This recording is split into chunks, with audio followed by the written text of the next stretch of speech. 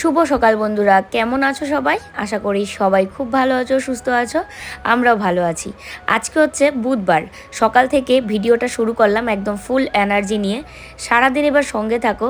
আমার বকবক তো সহ্য করতেই হবে, কারণ আমার ভীষণ ভালো লাগে তোমাদের সাথে সারাদিন কথা বলতে। তো ঘুম থেকে উঠে দেখলেই বাটুলকে নিয়ে দিয়ে আসলাম, তবে পিছনে দিয়ে আসিনি, আমাদের পাশেই যে জমিটা সেখানে দিলাম, কারণ পিছনে দিতে গেলে না এখন তো অনেকটাই সকাল, তো ভয় লাগে যদি শিয়াল টিয়াল ধরে, যদি কিছু কয় বা কুকুর ধরে, সেই কারণে আর পিছনে দিলাম না। তো আমার চোখে চোখে রাখবো এখানে, একটু বেলা হলে তারপরে পিছনে নিয়ে দিয়ে আসবো। আর এখন হচ্ছে ঘর দোয়ার সমস্ত কিছু ঝাড়ু দিয়ে নিয়েছি, 2 ঘর বারান্দা। এখন হচ্ছে রাস্তাটা ঝাড়ু দিয়ে নেব। এই রাস্তা দিয়ে আমাদের পাড়ার সবাই হাঁটাচলা করে, তো সকালবেলা যদি ঝাড়ু না দেওয়া হয় তখন মনে হয় ইস, রাস্তাটা ঝাড়ু দেওয়া হয়নি, সবাই তো হাঁটাচলা করবে, দেখতে ভীষণ খারাপ লাগে। তো সে কারণে সকালে উঠেই সব কিছু ঝাড়ু টাড়ু দিয়ে একদম পরিষ্কার করে নিই।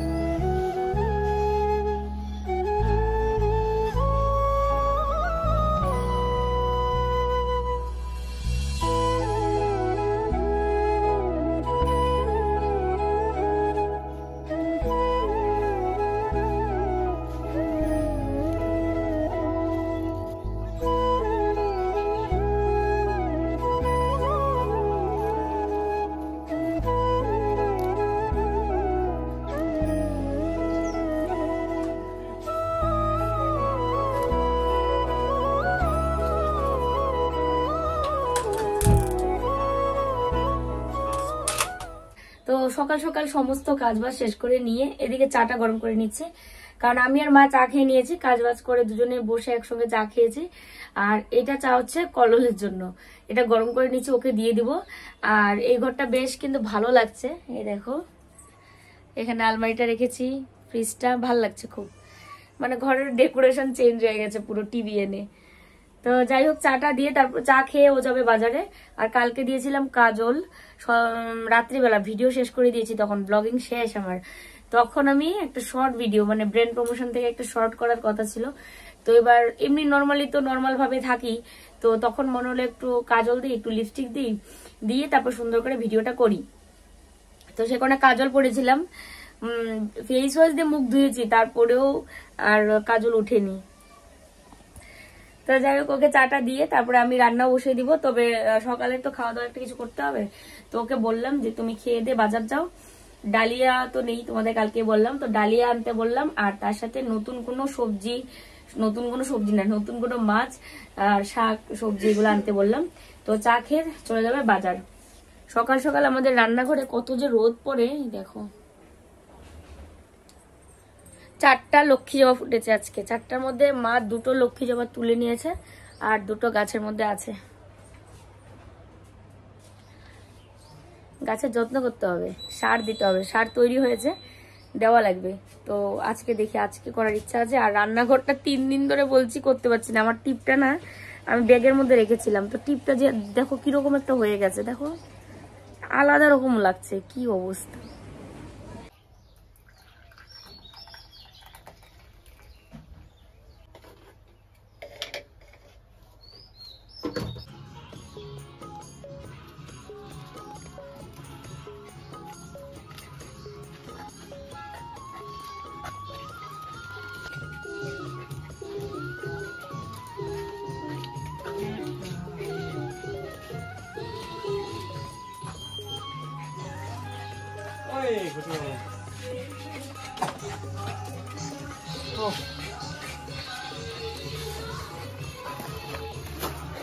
তো এই যে দেখো অনেক কিছু বাজার নিয়ে আসলো, আর গুটুন কোন ফাঁকে এখানে ওর হাড্ডি টেনে রেখে দিল খেলনাটা।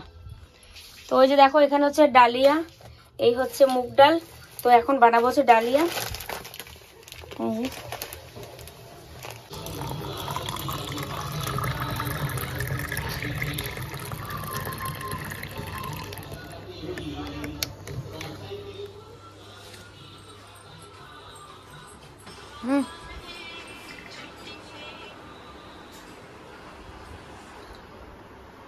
ঠিকঠাক আছে সব, আজকেটা ঠিক আছে। আরে আমি ওই দিন তো বুঝি নাই, কোনোদিন তো বানাই নাই, ওই জন্যই তো আজকে তো 2.5 চামচ দিছি পুরা। আর গ্লাসটার মধ্যে জলও ধরে কম, পরিমাণ মতো হয়েছে একেবারে। এত লজ্জা পায় সব জায়গায়। তো মায়ের দিকে পুজো দিতে ঢুকলো ঠাকুর ঘরে, তো পুজো দিয়ে বেরোলে তারপরে মাকে ছাতু শরবত করে দিব। আর আমরা তো আমাদেরটা খাচ্ছি, যে আমারটা এখনো শেষ হয়নি। আর ওইদিকে ডালিয়া হয়ে গেছে, 4টা না কয়টা, 3টা সিটি দিল, বন্ধ করে রেখেছে, এখন যে শো করছে। তো দেখো ও বলছে ডালিয়া খাবে না। হ্যাঁ ডালিয়া খাবে না, এই যে বলে রাখছি তোমার জন্য। না না নিয়ে যাও, না না আরো নিয়ে যাও, বেশি করে জল খাবা, যে গরম রোদ। কপাল দেখে লাভ নেই, আমার কপালে ফুসকা পইড়া অবস্থা খারাপ। ছাতু শরবত খায় বলে দোকান যায়, যে রোদ উঠছে। ছাতা নিয়ে যাও, দিব তাও তো নিয়ে যাও।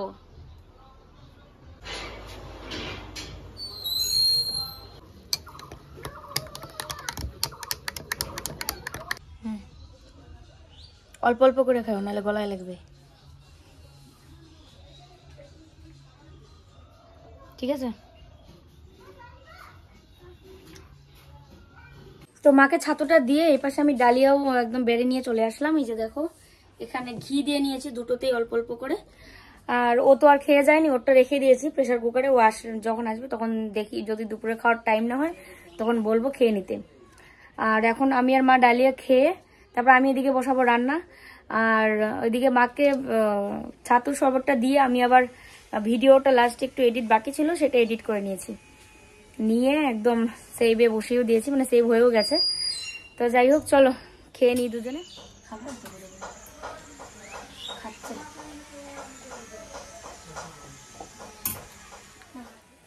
ডালিয়া তো খাওয়া হয়ে গেছে, এখন হচ্ছে মাছ নিয়ে বসবো। এই দেখো এখানে 2 জাতের মাছ নিয়ে এসছে, একটা হচ্ছে চিংড়ি আর একটা হচ্ছে পাবদা।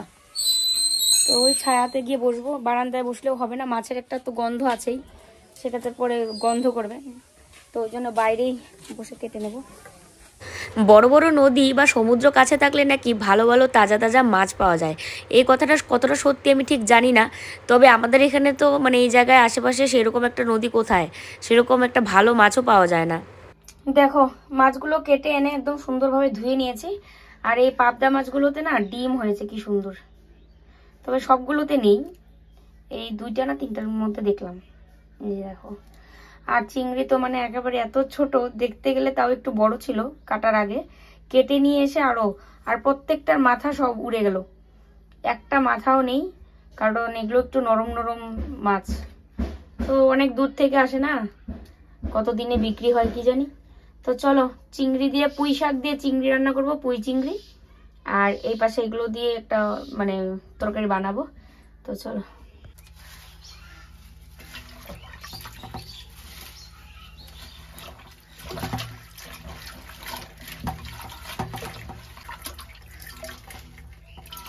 আজকে একটা দারুণ রেসিপি বানাবো, সেটা হচ্ছে পুঁই চিংড়ি। তোমরা তো মনে হয় প্রায়ই খেয়ে থাকো তাই না? সেটা হচ্ছে চিংড়ি মাছ দিয়ে মিষ্টি কুমড়া, আলু আর পুঁই শাক দিয়ে বানাবো। আর এদিকে হচ্ছে দুজনে মিলে তাড়াতাড়ি করে শাকটা কেটে নিয়েছি।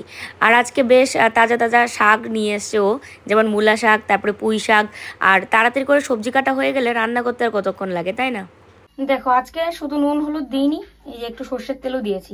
কালকে যেরকম তেলের ছিটা খেলাম, তো আজকে এই জন্য একটু তেলও দিয়েছি। সবাই বলে যে একটু তেল দিয়ে মাখলে পরে মাছটা এত ফুটে না, তো ওই কারণেই এই বুদ্ধিটা করলাম।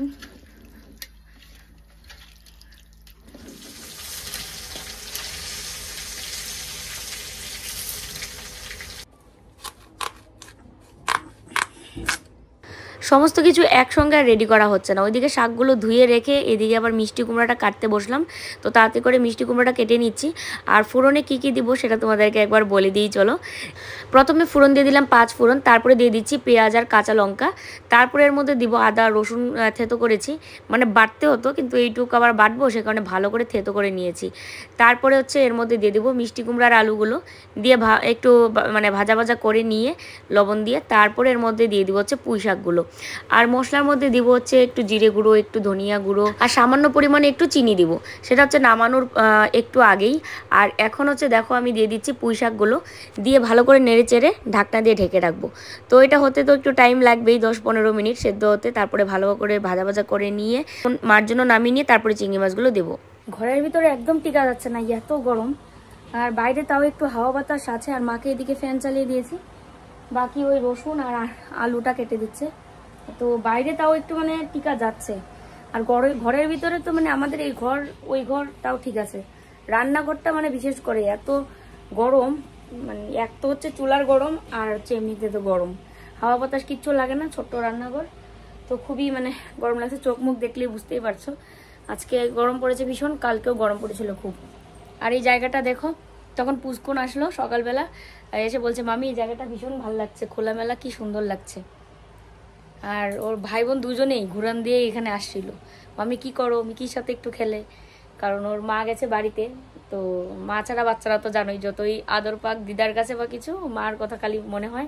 এসে বলে মামি একটু মাকে ফোন করো তো। তো ওই ফোন করে কথা বললো, এই করলো। তো বাচ্চাগুলো আসলেও আবার ঘরটা ভরা ভরা লাগে, ভালো লাগে। তা যাই হোক, তাড়াতাড়ি করে রান্না করে নিই, ও আবার আসবে বললো। আর ওকে ফোন করেছিলাম যে খেয়ে তো যাওনি, খিদে তো নিশ্চয়ই পেয়েছে, বলে কি না খিদে পাইনি, খিদে লাগলেও হয়তো বলবে না। তো এখন বাজে হচ্ছে 1:30টার উপরে, বললো 2টোর সময় চলে আসবে। তো দেখি এবার আসলে পরে ভাত খায় না, ওর জন্য আবার ডালিয়া রেখেছে, আবার ওখান থেকে আবার একটু পুচকুনকে দিলাম। পুচকুন আর ওর ভাই খায়নি, মনে হয় পুচকুনেই খেয়েছে, বাড়ি নিয়ে গেছে। আর বাকিটা রেখেছি, ও আসলে যদি খায় তো খেলো। আর ও এরকম একটা মানে মানুষ, অনেক আছে না যে খেতে খুব পছন্দ করে, আর ও খেতে চায় না। আর তোমরা কমেন্টে তো লিখোই যে শুকিয়ে গেছে, সত্যি কথা, আমি কি করবো, জোর করে তো আর কাউকে খাওয়ানো অন্তত যায় না, তো জোর করে দিলেও খেতে চায় না। সকালবেলা এত জোর করলাম যে ডালিয়াটা একটু খালি ঠান্ডা হবে, তাও না খেয়ে চলে গেল, কি আর করি।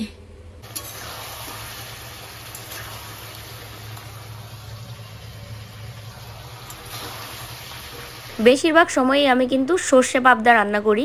তো আজকেরটা না একটু অন্যরকম করে রান্না করছি, সেটা হচ্ছে পাতলা পাতলা করে আলু কেটে টমেটো এবং পেঁয়াজ, আদা, রসুন এইগুলো সমস্ত কিছু দিয়ে একটু কষিয়ে রান্না করেছি। জানি না আজকেরটা খেতে কেমন লাগে। তো দেখো আমার রান্না হয়েও গেছে, আর দেখো কালারটা খুব সুন্দর এসছে। কিন্তু এবার হচ্ছে যে মেইন কাজটা করার কথা, আজকে 2 দিন যাবত তোমাদেরকে বলেই যাচ্ছি কিন্তু আর করতে পারছি না। আজকে পুরো মনে সাহস নিয়ে করেই ফেলছি। এখন কিন্তু বাজে 2:30টার মতো, আর কল্লোল এই মাত্র দোকান থেকে আসলো। তো ওকে বললাম ডালিয়াটা খেয়ে নাও, ও খেতে চাইছিল না, বলছিল একটু পরেই তো ভাত খাবো। তাই আমি বলি না, আমি তোমার জন্য অল্প একটু রেখেছি, বাকিটা তো তখন বললামই তোমাদেরকে, পুচকুনের ভাইকে দিয়েছিলাম। তো এবার যে ডালিয়াটা অল্পটুকু আছে সেটাই ওকে বললাম যে তুমি খেয়ে নাও, কারণ আমি তো মনে মনে জানি যে আমি এই কাজগুলো করে সেরে আস্তে আস্তে অনেকটাই দেরি হবে, ততক্ষণে ওর খিদে পেয়ে যাবে, আমি না আসলে আবার খেতেও চায় না। মানে সবাই একসঙ্গে খেয়ে এমন একটা অভ্যাস হয়ে গেছে না, এখন না আমার একা খেতে ইচ্ছে করে, না ওর একা খেতে ইচ্ছে করে, এই আর কি ব্যাপার। তো গরম জলের মধ্যে সার্ফ গুলিয়ে নিয়ে তারপরে এই ন্যাকড়াটা দিয়ে কিন্তু ভালো করে মুছে আমি পরিষ্কার করে নিয়েছি কৌটাগুলো। দেখো মিকিকে স্নান করে দিয়েছে, কল্লোল স্নান করিয়ে দিল। গরম গরম, দেখি গাটা মুছা হইলো নাকি, মুছা হয়েছে। কি হচ্ছে, মশলা ভিতরে রেখে কৌটাগুলো কি জল দিয়ে পরিষ্কার করা যাবে কি না এইটা মানে আমি বুঝতে পারছিলাম না। তাহলে আজকে এইভাবেই মুছতাম, মানে ধুয়ে নিতাম। তোমরা একটু কমেন্টে জানিও তো যে এইভাবে করা যাবে নাকি, মশলা ভিতরে রেখে বাইরেটা জল দিয়ে পরিষ্কার করা। আর এই দেখো ফ্রিজটাকেও ভালো করে মুছে পরিষ্কার করে নিয়েছি, বিস্কুটের কৌটা টোটা সব কিছু পরিষ্কার করে নিলাম। তো দেখো ওয়াল টোয়াল মুছে একদম ন্যাকড়াটা ওইরকম করে মেলে রেখেছি। আর এই পাশে ফ্রিজটাও পরিষ্কার করে নিয়েছি, দেখো ফ্রিজটা অনেকটা পরিষ্কার হয়েছে। আর এইদিকে এই যে বিস্কুটের কৌটা টোটা এগুলো, আর ডালিয়াটা ভরে রাখবো, হরলিক্সের কৌটা ধুতে দিয়েছি, সকালে পরে মানে রাখবো আর কি। আর কি রান্না হয়েছে চলো তোমাদেরকে একবার দেখিয়ে দিই। এই দেখো আজকের স্পেশাল মেনু,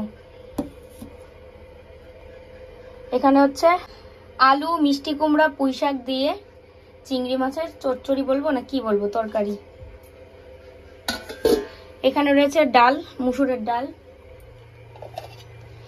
এই হচ্ছে মূলা শাক, মূলা শাক আর সর্ষে শাক আমার ভীষণ ভালো লাগে, রসুন ফোড়ন দিয়ে। যে কোনো শাকই তো রসুন ফোড়নে বেশি ভালো লাগে।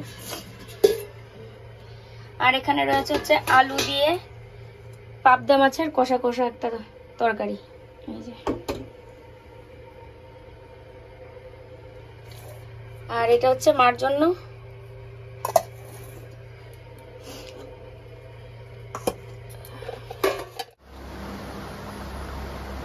দারুণ রান্না রে।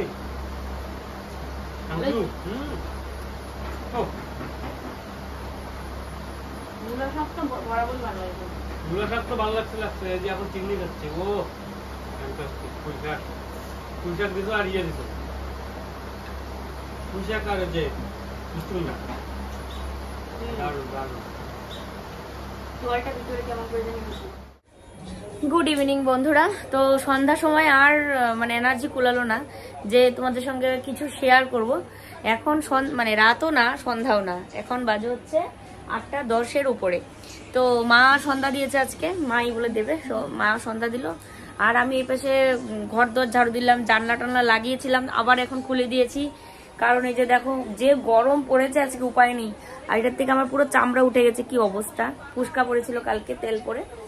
একটা দিদা আসবে একটু পরেই আমাদের বাড়ি। এর আগে দুপুরবেলা এসেছিল, তো দুপুরবেলা তখন আমরা মানে খাইও নি, তখন এসেছিল। তো তখন কিরকম করে কি করি, তো ওই জন্য বলেছি সন্ধ্যার সময় আসতে। আমার যেগুলো পুরনো কাপড় চোপড় মানে সেরকম রং যায়নি বা আমার গায়ে লাগে না, কি মানে রং যায়নি বলতে কি রং আছে কিন্তু আমার গায়ে লাগে না ঠিক মতো, সাইজে কম বেশি হয়ে গেছে। তো সেই সমস্ত কাপড় এবং শাড়ি এসব আর কি দিদাকে দিয়ে দিব। তো ওই জন্য দিদাকে বলেছিলাম আসতে, তো এই তো আর আসবে। তো মিকিকে খুব ভয় পায়, বলছিল মিকিকে বেঁধে রাখিস, কিন্তু মানে ওর দোকানে গেছে তো মিকি তো সেরকম কিছু করে না, কেউ আসলে ওই একটু চিৎকার করে আর কি প্রথমে, তারপরে যখন দেখে যে না ভালো লোক তখন আর কিছু করে না। তো দেখো দিদাটা এই একটু আগে আসলো, তো চা খেয়ে নিলাম তিনজনে মিলে। দিয়ে এই যে দেখো এটা একটা নতুন চুড়িদার, তারপরে এখানে রয়েছে আমার কুর্তি টপ, তারপর ওড়না রয়েছে, প্যান্ট রয়েছে, তারপরে পাটিয়ালি প্যান্ট রয়েছে, পাটিয়ালি না ওটা স্কার্ট টাইপের প্যান্ট, এই যে এইগুলো নিচেরটা মানে দেখলে মনে হবে যে স্কার্ট কিন্তু আসলে না, এটা প্যান্ট। তারপরে যে টপ, তারপরে একটা নতুন টপ যেটা আমি মানে এই যে দেখো এই টপটা মনে হয় একদিন পরেছি কিনা তাও আমার মনে নেই। তো এই জন্যে মানে দিদাটাকে আমি বলেইছি সব কিছু।